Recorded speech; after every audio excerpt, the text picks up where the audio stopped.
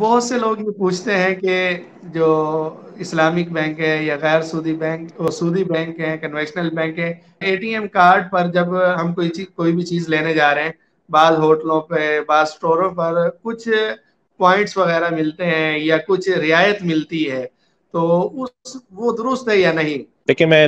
صرف اس کی باتیں مختصر عرض کر دیتا ہوں۔ پہلی بات تو یہ ہے کہ یہ پوائنٹس ملتے ہیں کریڈٹ کارڈ پہ، ڈیبٹ کارڈ پہ، یہ عام طور پہ پوائنٹس ملتے ہیں ریلیشن شپ کی وجہ سے کہ آپ ان کے کسٹمر ہیں،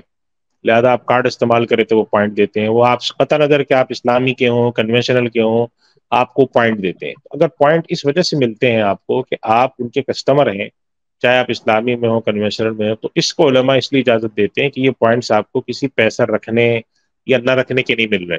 کہ بلکہ آپ کو اس لیے مل رہے ہیں کہ آپ ان کے کسٹمر ہیں، چاہے آپ اسلامی اور کنونشنل ہو، آپ کو پوائنٹ ملتے ہیں، ان پوائنٹس کا استعمال کرنا جائز ہے۔ اگر کوئی پوائنٹ آپ کو خاص کسی ایسی وجہ سے مل رہے ہیں جو کسی اور کو نہیں مل رہے، آپ کو مل رہے ہیں، مثال کے طور پہ جیسے کرنٹ اکاؤنٹ میں آپ نے پیسے رکھے،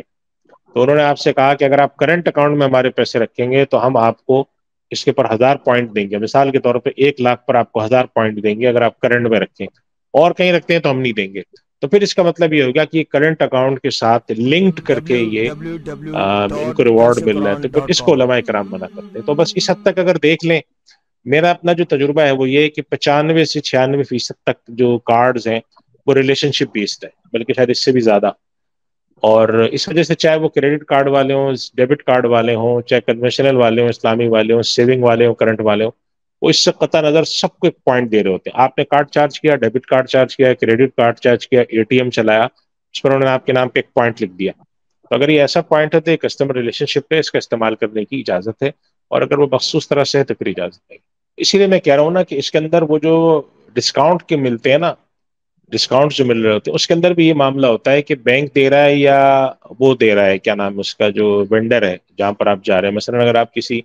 برگر کی دکان پہ گئے، انہوں نے لکھا ہوا ہے کہ آپ ابھی بینک کا کارڈ دیں گے تو ہم آپ کو 20% ڈسکاؤنٹ دیں گے۔ اب سوال ہے کہ ڈسکاؤنٹ کی پیمنٹ کون کر رہا ہے؟ اس پر بھی تھوڑی تفصیل ہے فقی طور پر، اگر کوئی کر بھی رہا ہے تو وینڈر کو کر رہا ہے، کسٹمر کو تو کر نہیں رہا، لہٰذا اس کی بہت سارے حضرات اجازت دیتے ہیں۔ عمومی حالات میں نے یہ دیکھا ہے کہ 96 97% جو اس طرح کے پوائنٹس اور ریوارڈ اور ڈسکاؤنٹس ہیں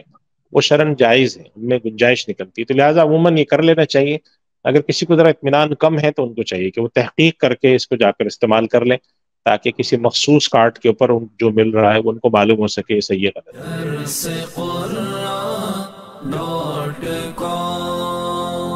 www.darsequran.com